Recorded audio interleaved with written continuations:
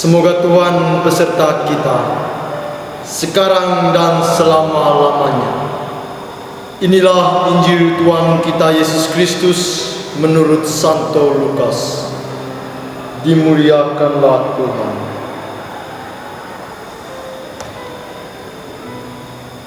Para pemungut cukai dan orang-orang berdosa biasa datang kepada Yesus untuk mendengarkan Dia. Maka bersungut-sungutlah orang-orang Farisi dan ahli-ahli Taurat, katanya, Ia menerima orang-orang berdosa dan makan bersama-sama dengan mereka. Maka Yesus menyampaikan perumpamaan ini kepada mereka. Ada seorang mempunyai 2 anak laki-laki. Kata yang bungsu kepadanya, Bapa, berikanlah kepadaku bagian harta milik kita yang menjadi hakku. Lalu ayahnya membagi-bagikan harta kekayaan itu di antara mereka.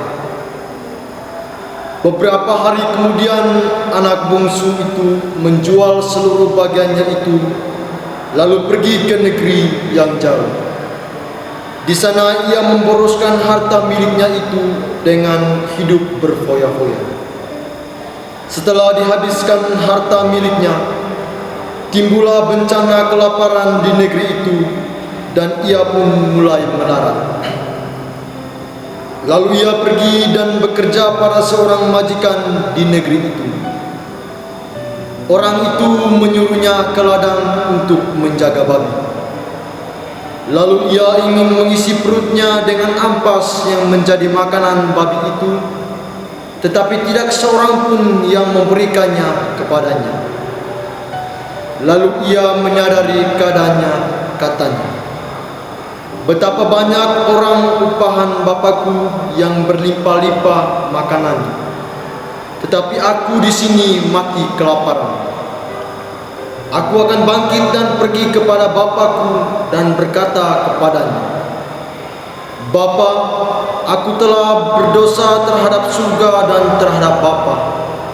Aku tidak layak lagi disebut anak Bapa. Jadikanlah aku sebagai salah seorang upahan Bapa.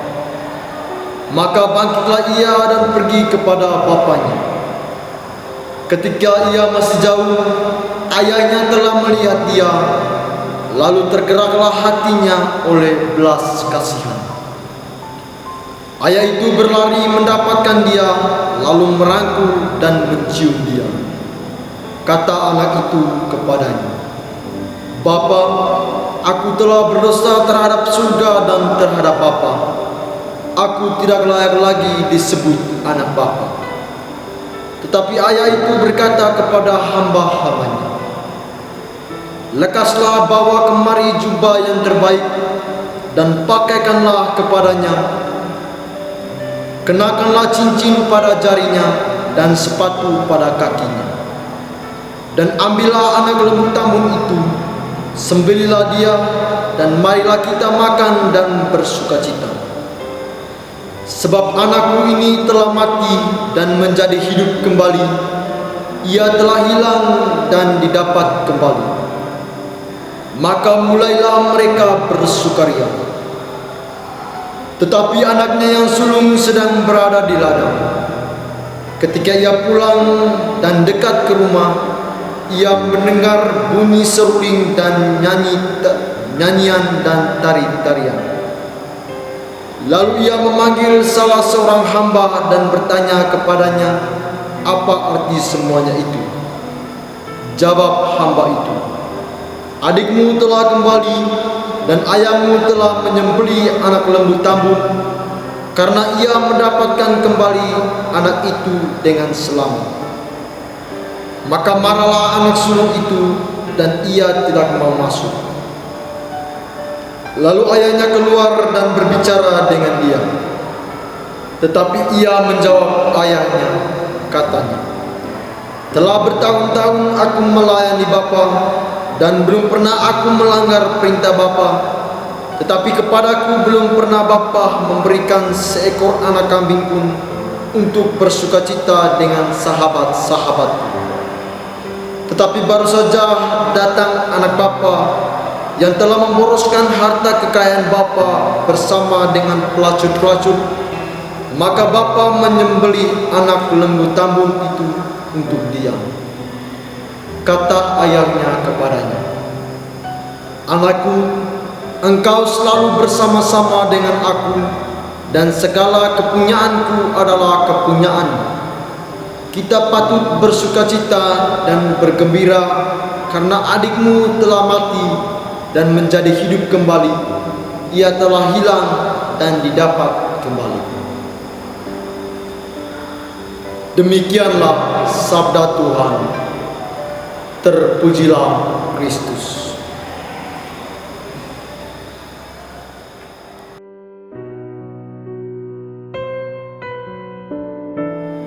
Bapak, Ibu, saudara-saudari yang terkasih dalam Kristus Tuhan, tema permenungan kita hari ini adalah Allah adalah kasih. Kasih adalah ungkapan rasa cinta seseorang terhadap orang lain. Ungkapan rasa cinta itu bisa disalurkan melalui kata-kata ataupun tindakan. Ungkapan rasa kasih yang berasal dari hati akan membuat orang merasa diterima, dicintai, dan dampaknya akan terciptanya suasana batin yang damai. Perumpamaan tentang anak yang hilang yang dilukiskan oleh penginjil Lukas hari ini menerangkan bahwa Allah itu Maha Kasih. Esensi dan eksistensi Allah adalah kasih. Kasih Allah adalah kasih yang tidak berkesudahan. Allah senantiasa menanti kita manusia yang berdosa ini untuk dengan sadar dan rendah hati datang kepadanya. Ayah dari kedua putra yang dikisahkan dalam Injil hari ini adalah gambaran Allah itu sendiri. Dikisahkan bahwa ayah dari kedua putra tadi tidak pilih kasih terhadap kedua putranya. Ia tidak hanya menerima putra bungsunya yang telah menghabiskan harta miliknya, tetapi ia merangkul keduanya. Ayahnya merangkul agar supaya keduanya meninggalkan cara hidup yang lama dan memulai hidup yang baru, yang sulung meninggalkan sikap kecemburuannya, kebencian, dan lain sebagainya.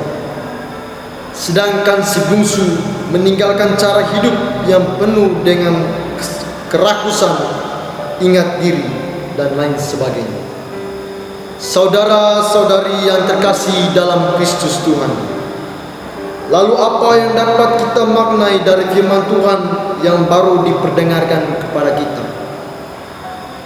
Melalui perumpamaan anak yang hilang, ada beberapa hal penting yang mesti kita perhatikan. Pertama, kita dipanggil untuk senantiasa meneladani cara hidup sang ayah yang adalah gambaran dari Allah sendiri yang mengasihi tanpa membeda-bedakan, kasih yang tulus dan total. Kedua, dari si bungsu kita diajak untuk meninggalkan cara hidup yang lama dan memulai cara hidup yang baru. Masa Prapaskah adalah masa yang tepat bagi kita untuk membenah diri agar supaya hari raya Paskah yang akan kita rayakan nanti boleh membawa berkat dan bekal bagi kita dalam menapaki perziarahan hidup kita. Semoga Tuhan memberkati kita. Amin.